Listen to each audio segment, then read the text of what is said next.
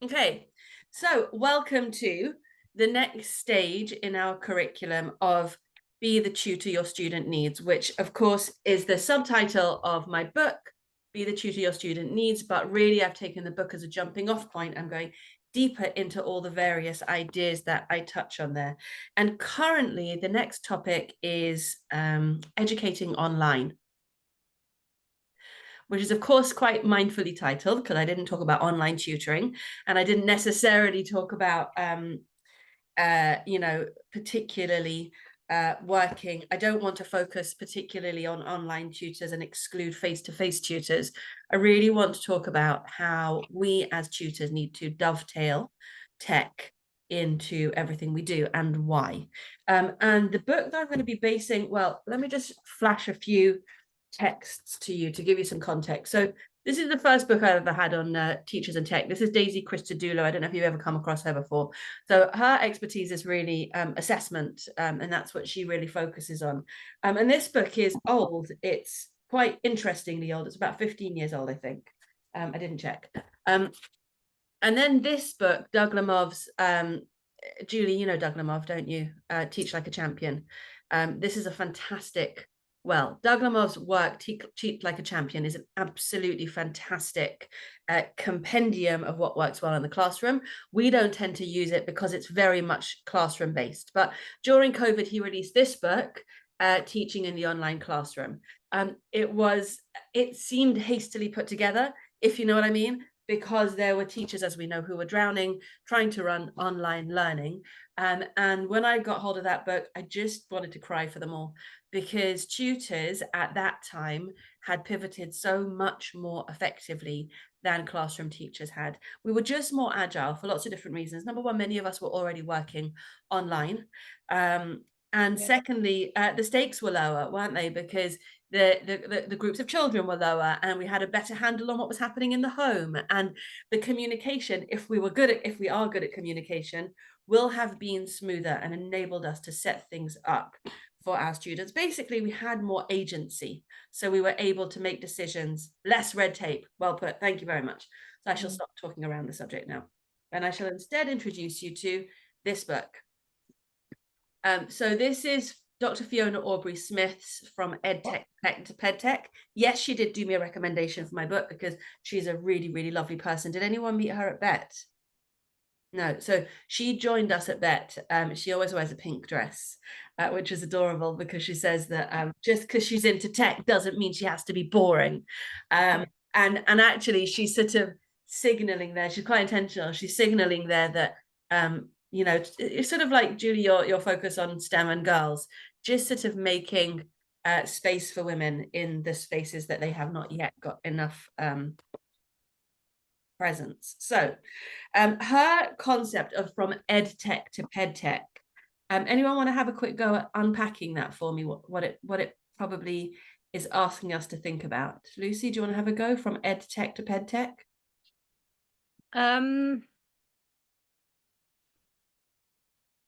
I guess maybe PedTech is a little, what do you call it, portmanteau word, like Nice. pedagogy, Nice. technology. So it's not like, oh, the tech is for education. It's more of an intentional kind of like theoretical thing that we can bring in as a tool rather than just EdTech as a big woolly term. Bang on. And not only it's woolly, but it tends to be held by the admin people in a school, right? So most of the tech investment in a school will be on assessment or attendance, but very little of it will be really, really focused on teaching and learning. And that's for a few reasons that we're going to unpick in this session. But my goal, of course, is to show you how to implement these insights into your tutoring. So I will be walking you through 6 big ideas that come from Dr. Fiona's work, and I will ask you to reflect on what those mean in your context. Can I have a thumbs up? Yay, let's go. I'm gonna share screen and I'm gonna do the song, because you can't share screen without doing the song. So educating online, we're looking at what the evidence tells us and what to do about it. This research informed practice is what we're really, really focusing on throughout this course. So my goal is that you'll have a better knowledge of what the research says works best in educating online and how to make connections between that and your own tutoring. And this is a slide that I've left at the beginning of every session, because let's just remind ourselves why evidence-informed practice is important. James, would you mind reading it for us, please? Evidence-informed practice can help you increase your chances of introducing or continuing more effective teaching and learning strategies, stopping or avoiding strategies that are ineffective or do more harm than good, making effective use of your time, developing your own professional skills and expertise. That was awesome. I'm always going to get you to read stuff out. Your voice is brilliant. That was so good.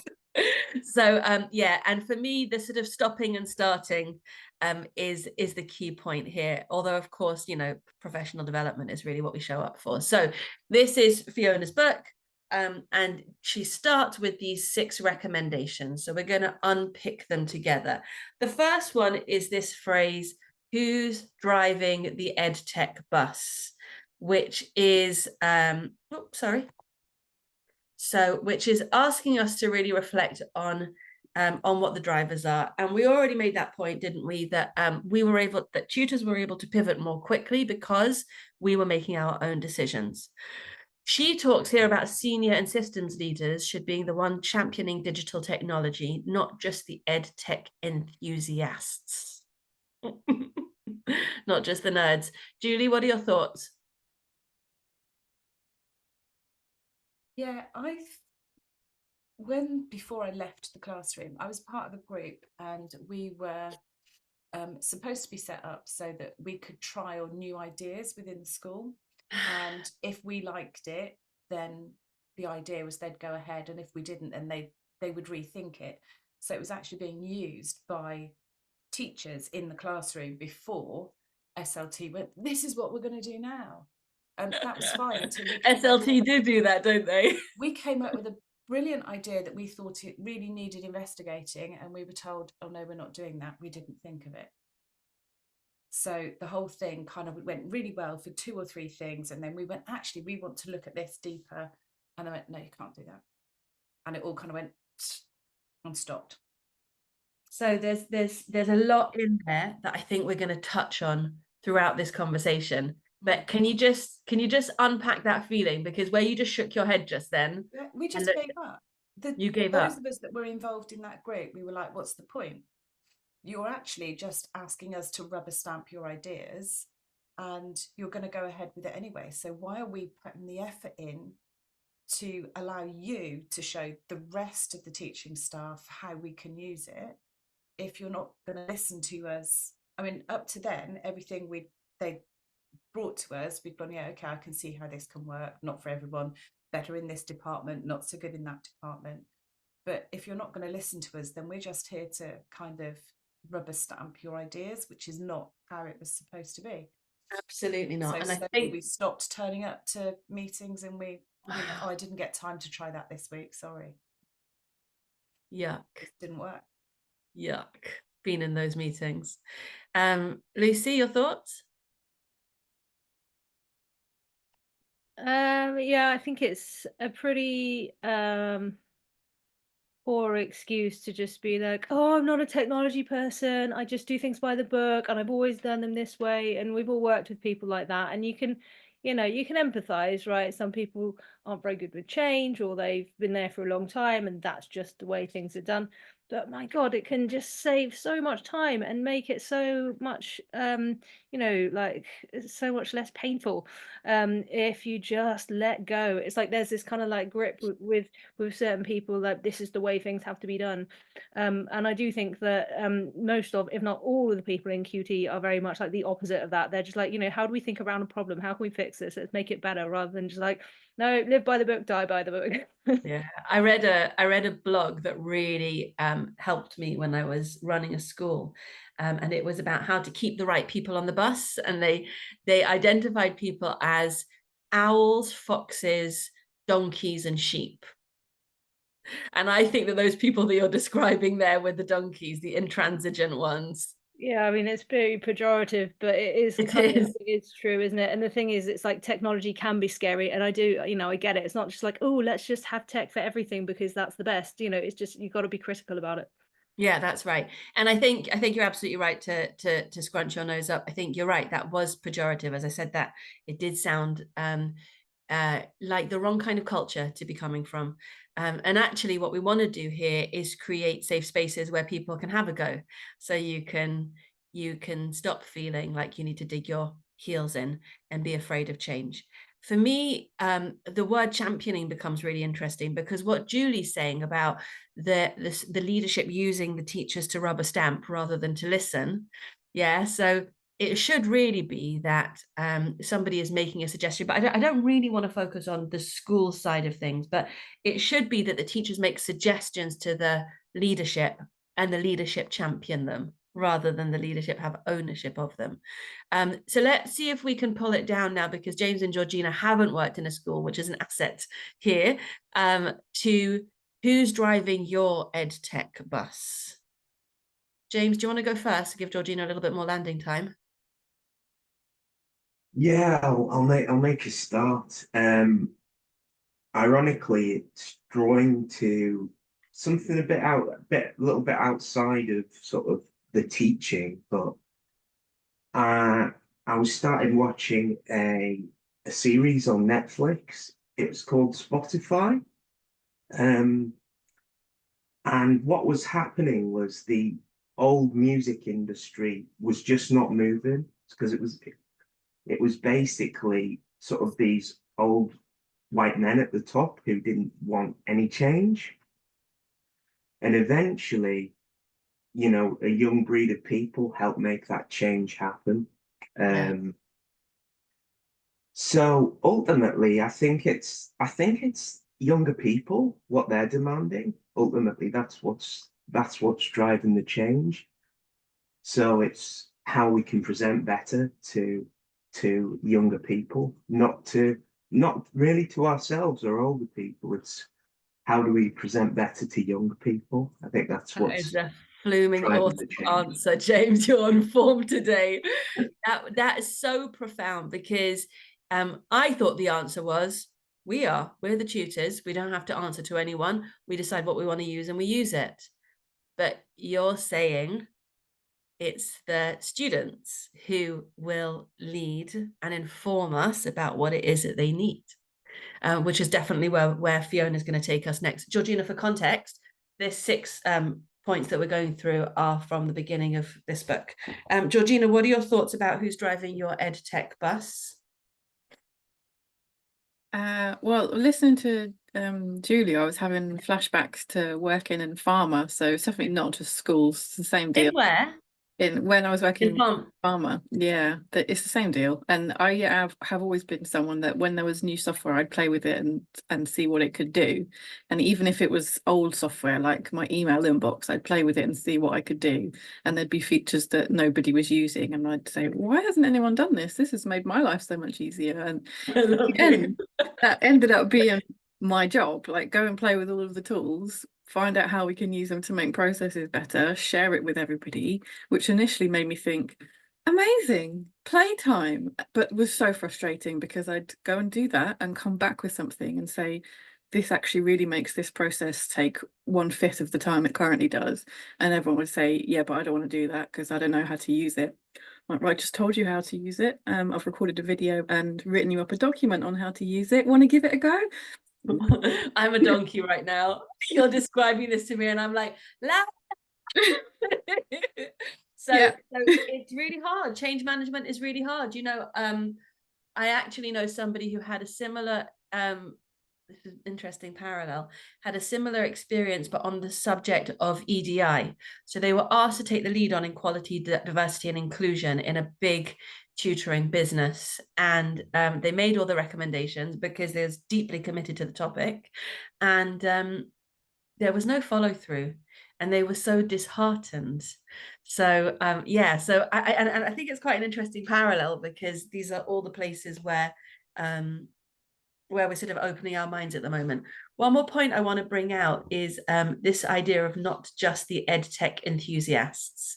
So the point of an EdTech enthusiast is they're not necessarily an educator. They could just be, they could be a programmer, they could be all those people at BET with their logo, with their branded t-shirts and their shiny tools that are not necessarily what we need. And you know, Odette is really committed to not letting us waste time and money on the wrong toys.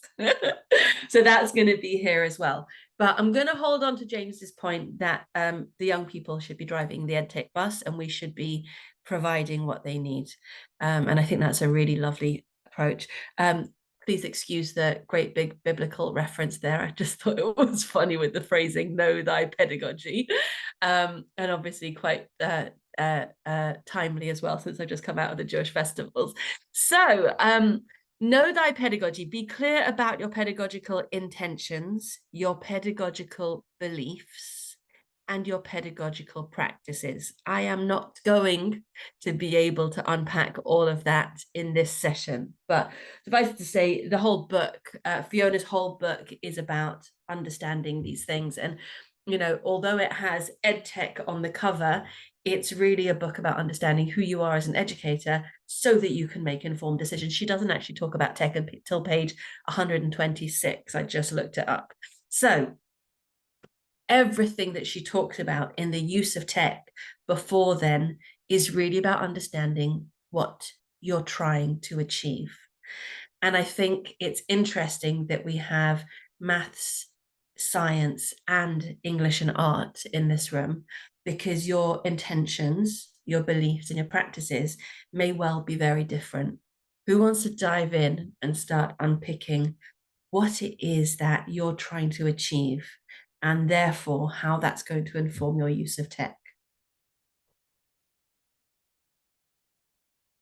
I could say something that I stopped doing because having attended a lot more CPD this year about the pedagogy side of what I do, the tech that I was using that was to make things as open and visible as possible for my students was kind of killing the process a little bit, because you don't necessarily want them to see behind the curtain and see the next steps until they've done the one that they're on now. So there's no point in me having my entire lesson plan in one whiteboard and they can see it all, and they're just gonna, are you gonna make me do that? Don't worry about that. We're over here right now. Very nice. So what you found was that your tech was distracting or detracting from your pedagogical goals, because you wanted them to focus on X and they were distracted by Y. Yeah, but it can be two ways, actually. It's not just the content that I've put on there. It can be when you've got this all singing, all dancing tool, every single time, every single age group, I give it to them, they're going to press every button before they do anything. So less buttons helps. Less buttons helps, unless it's a tech lesson and you want them to play. Yeah. Julie, what are your thoughts? Just thinking about that, you know, less buttons helps. When I first started using pencil spaces, I had a student who was pressing every button, but we turned it into we weren't necessarily learning about science, but he tried to break it for me. He tried to do all the things that he thought students shouldn't be allowed to do, including, you know how you can share your web browser. He figured out that he could go back to, at one point we thought he could change my password. And so I learned that I could lock that. So he was really useful in a lot of ways. And just being able to give him, you know, 10 minutes to try and break it. And then he'd come in the next lesson and go, oh, did you know you could do this? So he was really helpful. That's fantastic. And I think really what you're focusing on there is our equivalent of classroom management, isn't it? Yeah. Just, you know, creating a safe learning space that is not too distracting and going to keep them on track. Yeah. And that's definitely, have I ever told you the story about my friend who was put in a cupboard? So she was an OT and it was during lockdown. She was working online with a young person who was based in a school. The young person was given a TA, given an iPad, and told to follow the OT and do the activities. The TA went out the room. The young person picked up the iPad and put it in a cupboard. And she was there for the rest of the session, shouting. And it's such a good visual. It's such a good visual that she was there as an iPad sitting on a shelf in a darkened cupboard. But there's definitely this sense of there's just to pull it back, classroom management. Okay, I'm going to nudge you further, Julie. You're a science tutor and you run groups and you're really efficient with homework and marking and systems and practices. How does your use of ed tech reflect your pedagogical intentions? I'm not sure it always does. Okay. So there are things that I would like to be able to do, and the technology probably can, but I don't have time to play with it anymore. So I know I can, I didn't realize, I do now realize that I can set up separate boards within pencil spaces. So they've all got an individual whiteboard, so they can all work on the same thing at the same time. Now, when I discovered that, I was quite pleased with that. But I then found that when I'm talking to one of them, they can all hear me. So it's not like a private room, you know, with a breakout room on Zoom. It's a little bit different from that. So I'm not necessarily convinced that I've got it sussed. That's really, really interesting. And that particular example is interesting because I was trying to structure some group sessions recently, and I was planning to use Classin because there you can supervise each breakout room on one screen.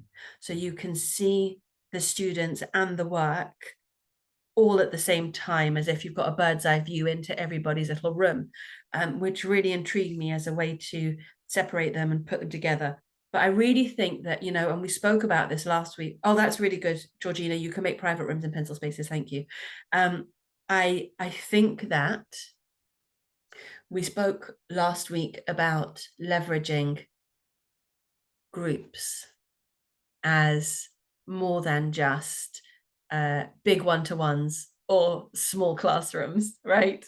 And working out how to get the dynamics and really make use of the dynamics over there. So that's, Julie, where I thought you were going to go in your answer, because really what should be happening is there should be this like bubbling, lively, in my imagination, science group that is using the tech in lots of interesting different ways to get them where you need them to go.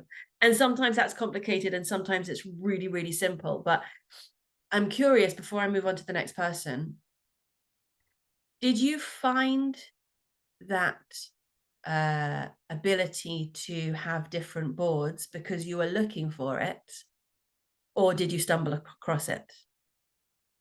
I think I stumbled. So I think that's really, really interesting, isn't it? Because it will be interesting to start articulating what problems we're trying to solve before we start playing with tools. And I think maybe there's going to be something we can do about this at BET, where rather than just picking up all the free pens from every stand, we're actually more intentional about what problems we're trying to solve.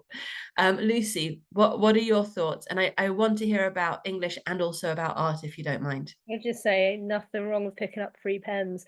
I've got 400. I used to work at art shipping. I've got a key ring of it's like a tiny spirit level. Yes, that I picked everyone up. needs that. I've still got it. Love it. Yeah, gosh. Okay, so I love all the tools. I love them. I'm a bit like you, Georgina. I think, yeah, playtime, brilliant. Anything that can save time, I love it. I think it's great, and I love trying out new things.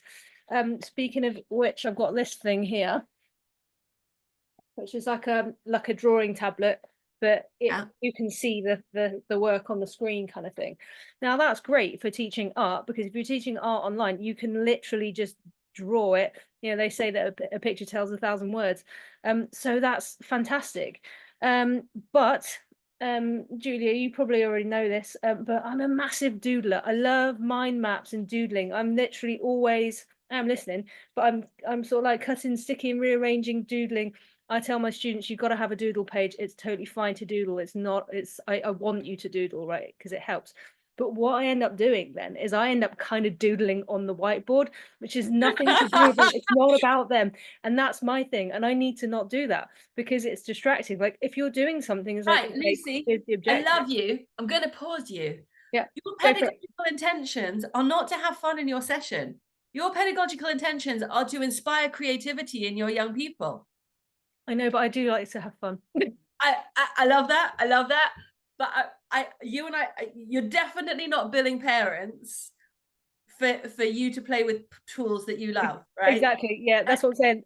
I need to not I'm do just that. trying to elicit the thinking here. Mm. Your tool should be enabling your young people to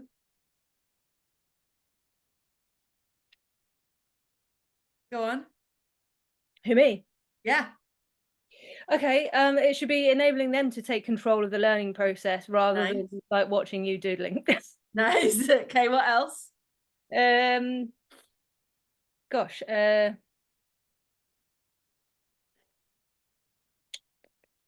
I guess it should be sort of enabling them also to connect up all the places where they work, whether it's on pen and paper, whether it's on Google Classroom, and actually sort of link all of those things up rather than seeing them as separate. Really nice. There's something about making connections. Have you got one more for me? Um, Third one's always the best. no, I don't think I do actually. Okay, I'm coming back to you. Somebody else. James, I grilled Lucy today instead of you. Come on. What are you trying to achieve for your learners, and how is your tech supporting you? My tech's brilliant. Oh, I love technology. You can reach more people easier. You don't have to drive around everywhere. Blocking up the roads, and it's easier for students. They need less time to, and it's all more efficient, I think. how does that help teaching and learning, James? How does efficiency help teaching and learning? Because we can pack more useful content into a shorter space of time. And we can get the students on board with that, quicker, I believe. I think what's great about my technology is the students can have the ease as well. It's easy for them. It's easy for them to do things. It's convenient. So I've tried certain technologies that I want to go further with, but actually the student might not have the technology to be able to implement what I want to do properly on that, or it might overload their internet, things like that. So it's all about getting the right level, which is very nice. I feel like each student can handle consistently. Very nice. And obviously for bigger ages, I'll cater, say for older students, I'll cater the sessions a bit differently because they'll be able to sort of go through the steps more maturely, where the younger ones, I get them to go through the steps themselves, like moving the whiteboard about, but I sort of coach them into it properly. Otherwise, as a lot of us have said, it can be a bit of a mess if everyone's you've got a group of students and they're all going to different parts and different things. Yeah. So if you haven't coached them to use that technology, it can sort of go away from you, the session. Yeah. Yeah, absolutely right. And it's so funny because I just had to pause to charge my computer, which I don't think is charging properly as you're saying it. So I absolutely think you're right about access and about not overloading, internet and all of those things, and having mind for how the ability of the child and the age and development of the child as you plan these structures.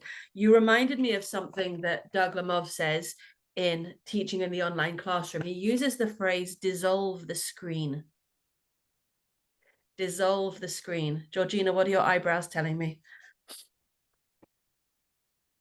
I just pictured that very literally when you said, Go on. is it like just imagining that they're literally in front of you and you're just talking to them as if they're in front of you? But that kind of drops some of the stuff that you could be really cool using the tech for if you just pretend that it's not there. It's really interesting. So if we just go with that first bit, to me, these sessions dissolve the screen. It makes no difference whether we're sitting around a table or sitting in a Zoom room, because we're just totally aligned. We're going somewhere together. And I feel like, you know, you want to forget that you're online. You want your student to forget that you're not in the same room. And equally, you want the tech, and it's so much easier for them than it is for us to become, except PJs, to become invisible. I hope we're going to have a chance to come back to this once we've been through all of them, because I think there's more here. Lucy, do you want to take the lead here? Yeah, sure. Learners need to have access on demand as and when learning can be enhanced by their use. Do you like my choice of Veruca Salt here? Quite intimidating. Yeah, access on demand as and when learning can be enhanced by their use. As in, I've got a kitchen fully stocked for whatever I'm ready to make. I've got a wok and a frying pan and a saucepan, so that whatever it is that takes my creative need, I can reach for it. And learners need to have the same confidence to slip into and out of different tools. She actually goes further, and I didn't put it here because it's much more about, is there someone at the door? Hold on. My doorbell just rang. Oh, Dee's here. You're not going to do the song for me? There's somebody at the door. Okay, so says here, this approach, I'll read you the whole sentence. For digital technology to be most effective, learners need to have access to devices on demand, as and when learning can be enhanced by their use. This approach is usually strongly influenced by mindsets about classroom power dynamics.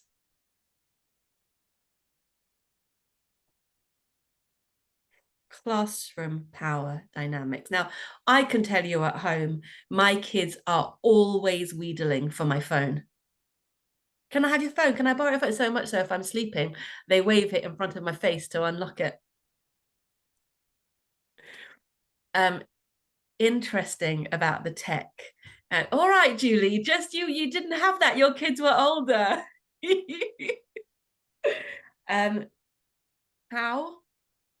Whether and how our need for control affects the student's ability to have access to what they need when they need it. You can't have the wok. The wok's not available till Tuesday. Go on, Georgina. James, I'm coming to you next. I don't think I have this problem. I have the problem at the other end of the scale. I literally let them do whatever they want, which is great 90% of the time. Until I need them to do what I've asked them to do. Can you explain why? Because really you're telling me something about your pedagogical beliefs there, and it goes really deep with you. Yeah, I just want them to feel comfortable to try stuff, because I know that learner experience is very much I don't know anything. I have to wait for you to tell me everything before I can do it. And I know that that's not true, because I've been through that hundreds of times, and they only get to do it once. So I very much encourage them to just do what they feel like and say what they're thinking, and not think about whether it's right or wrong, and express their opinions and their preferences and try and put that into what the lesson plan is, which is brilliant, until I realised that this child's actually a hooligan, and I've encouraged them to be a hooligan for the last 3 months, and there's no way they're ever going to do anything because I've asked them to do it. James, on the subject of hooligans, what are your thoughts?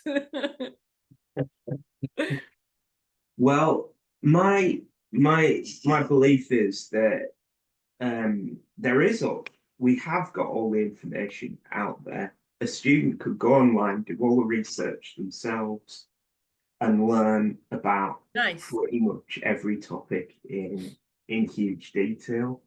But I guess it's how we put the tools together for them. So how do we compact it for them?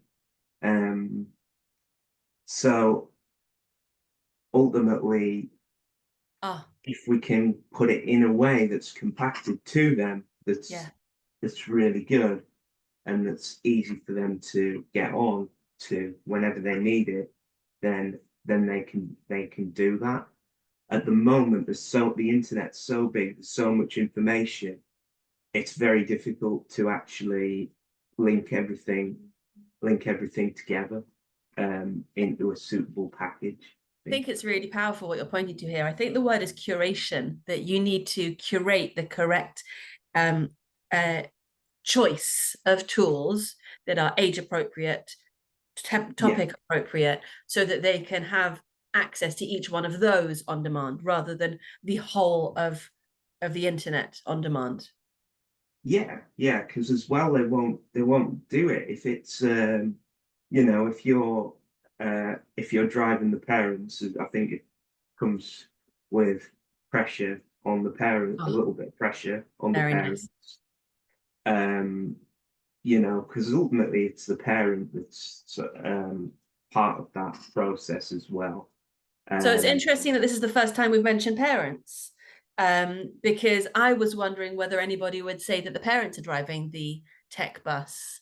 I've certainly spoken with tutors in the past who say that their parents expect a high level of tech use and that they would judge them unfavorably if they weren't using tech with confidence. Really? Yeah. It was a specific niche of tutor with a specific type of family, but it was quite a remarkable thing. Julie, I've got to hear about what is your brain thinking now, please. It was just in relation to what Georgina said about them wanting them to feel more confident. And so one of the things I've found, and it's just a really small tweak, is that when you've allowed that thinking time and you're not getting anywhere, if you ask them, what do you think? You'll get an I don't know. But if you ask them, what is your brain thinking now? There is something about that kind of separation that allows them to say, well, it's thinking this, but I think that, even though they're both the same brain. I've been wondering about this a lot, because this generation, do they refer to their brain? I don't know why it makes a difference. Lucy, go on. It's so good, isn't it? And I think that it's especially with like subjects where there may be a bit of a grey area, like art and possibly English as well, like interpretation. People don't want to, the stakes are quite high, especially if you're a teenager and it's like, oh, I don't want to say something embarrassing or wrong, so they're like, oh, I don't know, I'm not sure. It's like, well, there's definitely something in there, but you feel like you don't want to say it because you don't want to look stupid. But it's like, well, my brain is thinking this, let's discuss it. It's that like layer of objectivity, and it takes out that resistance. That's genius. It's really genius. And it's lovely to see that it transcends topics, which does, refer back to that question on the WhatsApp groups. Go on, Julie. You can also do I can see your brain is thinking at the moment. Wow. When you can see them thinking, but they're not giving you anything. It's like, well, I can see your brain's working. What's going on in your brain.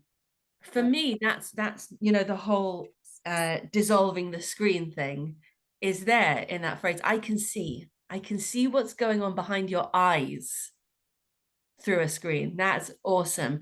Dee, you arrived at the right time, because this one is rather relevant. Would you mind reading it out for us, please? And just for context, we're working from Dr. Fiona's book, who you might have heard speak a bit. Go ahead. Trust changes everything.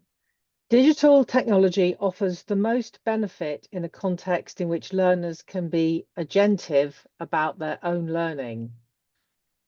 So, okay, what does agentive mean? To be agents, to have autonomy, to have the power to make their own choices. So you can see how it's going directly from the on-demand. I'll read you the whole paragraph. Digital technology changes power relationships in the classroom, giving more power to learners. This better prepares learners to be proactive and take responsibility for their own learning. However, this can be intimidating for learners, teachers, leaders, and parents, and may be resisted by some. This is particularly problematic within organizations where there's a lack of trust of learners. Digital technology offers the most benefit in a context in which learners can be agentive about their learning. So you can see how we're telling a story here. We started with the bus, who's driving the bus, and then we spoke about our pedagogical intentions, what we're actually trying to achieve in terms of teaching and learning. Then we looked at the Baruch assault, I want it now, undermined mindset. And now we're pulling all of those things together and we're saying, how are you going to give the young people access to what they need so that they can make their own learning decisions in the same way that you and I do? If I want to know something, I'll look it up.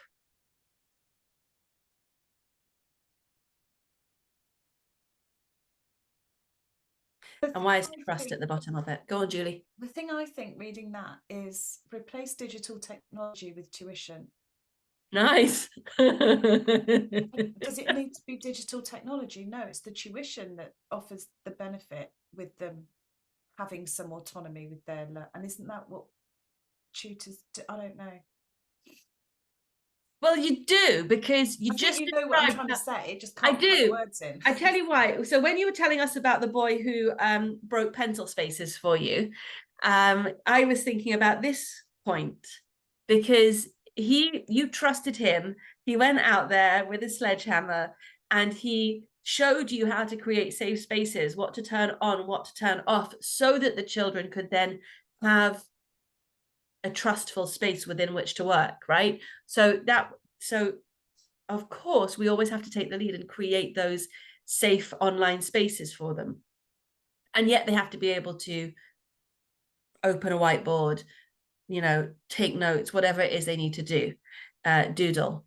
So all of those layers of tech and resources are all coming together here, and that point about trust and power and resistance and what was the phrase she used? Intimidating.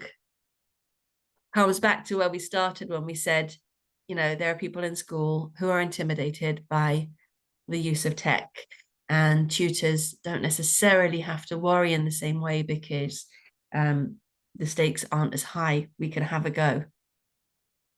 What are your thoughts? How is this? There's a huge amount of we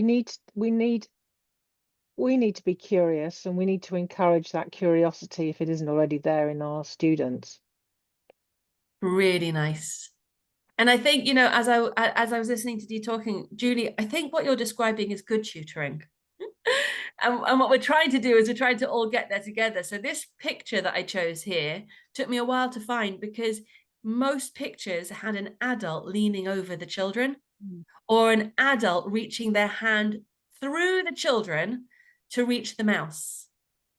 And there were very Georgina. So this role where we stand to the side and we trust the young people to do their learning, it is a little bit wrenching for us. It is a little bit counterintuitive. Anyone want to say further before we move on? I use a complete maths tutor platform with some of my students. There's one in particular who's more engaged with it now. And it's some of you might be aware. Georgina, I don't know if you're aware of the platform, the complete maths thing, because through MathsConf, and the student who's using it most at the moment is actually the one I spoke about the one who got the Year 10 Most Improved student award.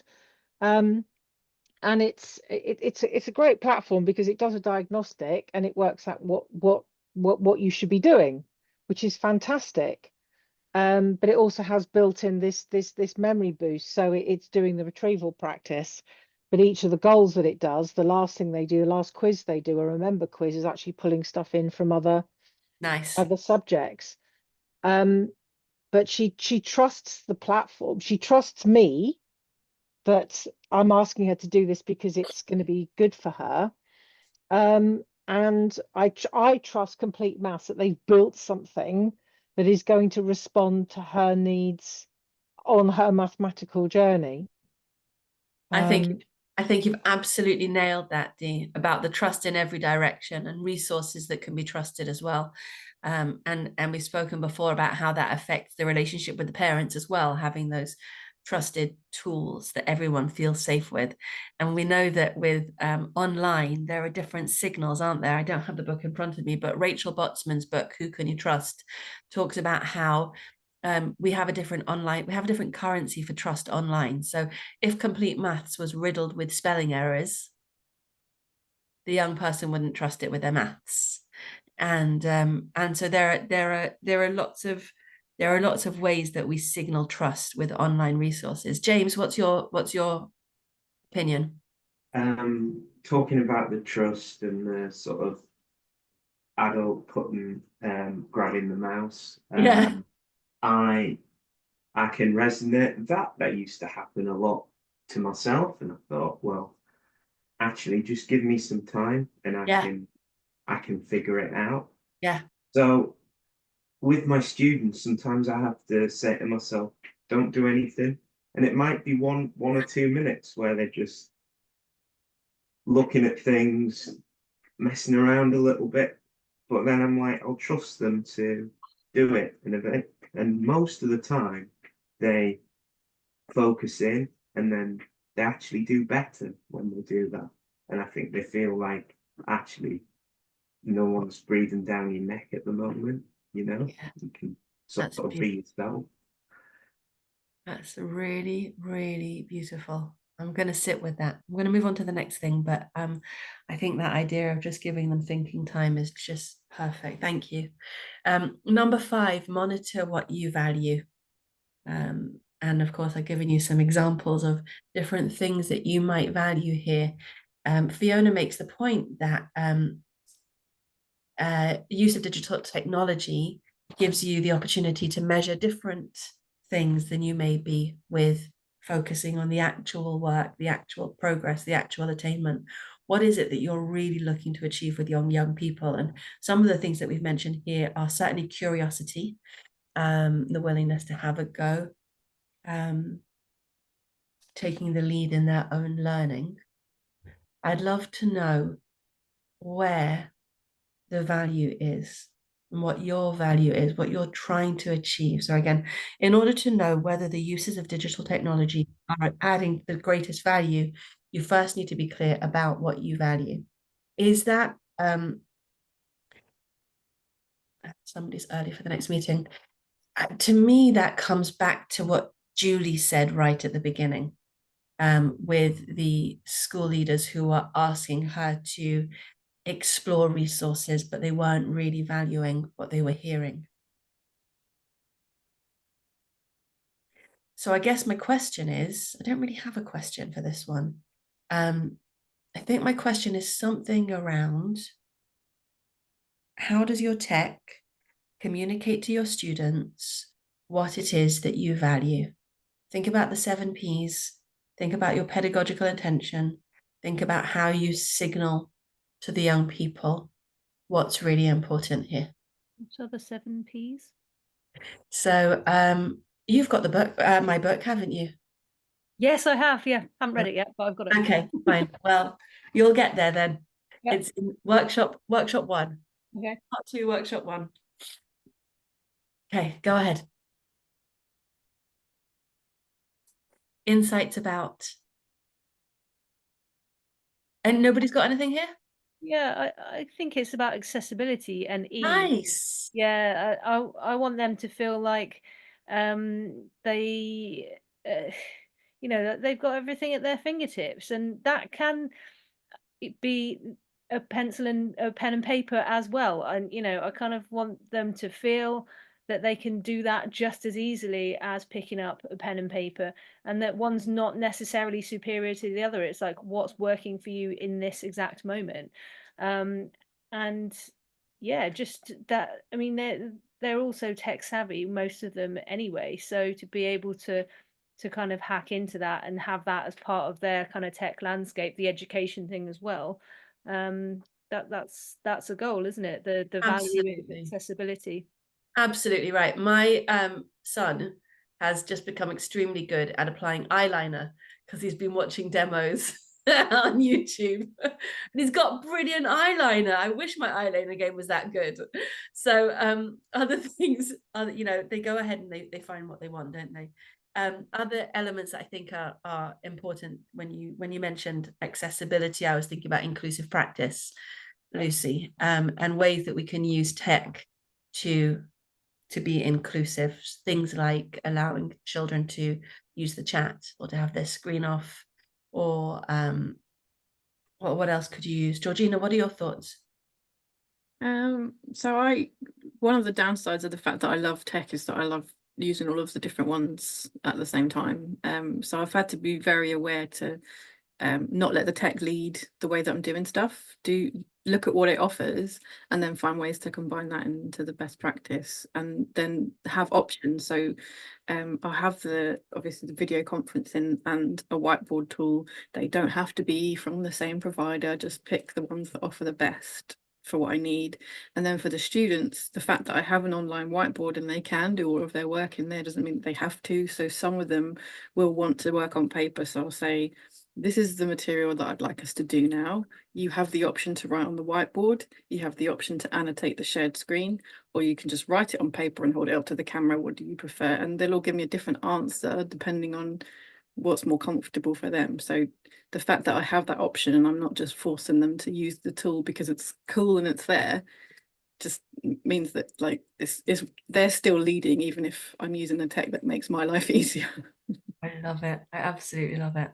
I once ran a session, Georgina, maybe you were there, about the limitations that school provides that tutoring doesn't have to worry about.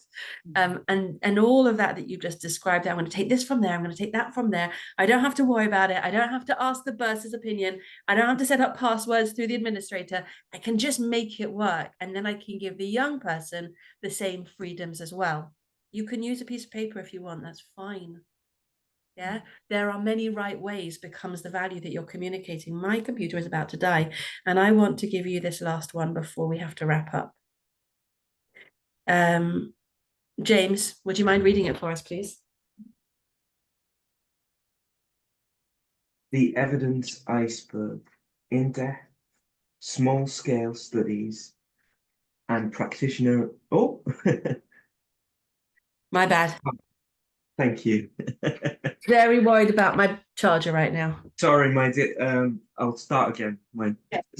Right. The evidence icebergs, in-depth, small-scale studies and practitioner research that reflect your context. Not again. Can be more. It can be more informative than large-scale statistical studies. Very nice. Very nice.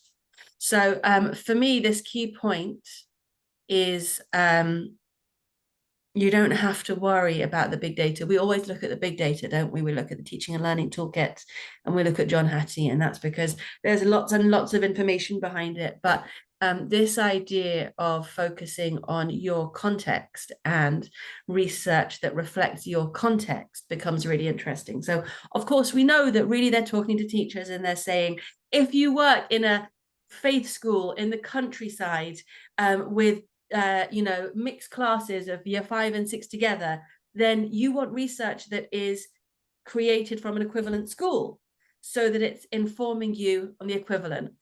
Equally, Julie and Georgina have a lot to learn from each other because they are doing similar things in their practice.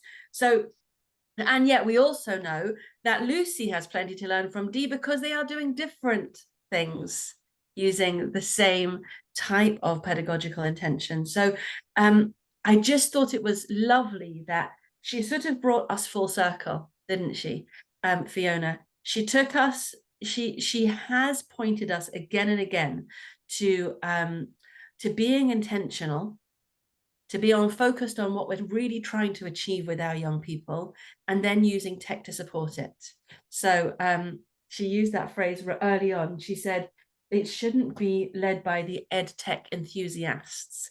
I think it's worth pointing at the ed tech enthusiast in each one of us, because as Lucy said, we're all a little bit like that around here, and actually reminding ourselves to be sure that we are spending the students' time wisely.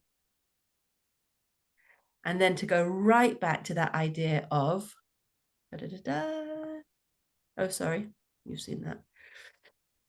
What will you start, stop, or continue in the context of what we've been discussing? Always with research-informed tutoring, we're looking at what will you start, stop, or continue. I'm going to have to leave you on that note because we are at time. But you guys were awesome today. Did you find that a helpful session? Very helpful. Fantastic. Could you give me a little bounce back about why, please? I stopped using the tablet thing for technical reasons, and I'm just about to get back into using it again, and I feel like I'm going to be so much more intentional and kind of self-aware about how I use that in a student-centered way, rather than in a kind of like, I've got this cool toy way.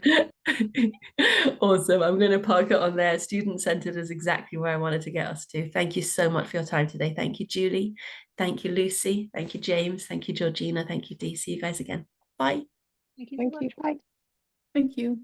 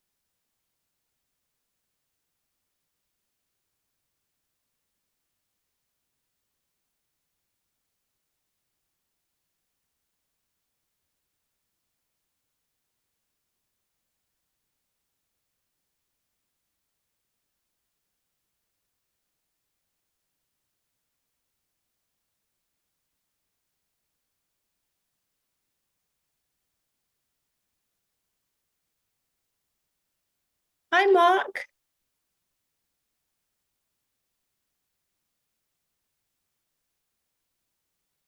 Hi, Mark. How you doing?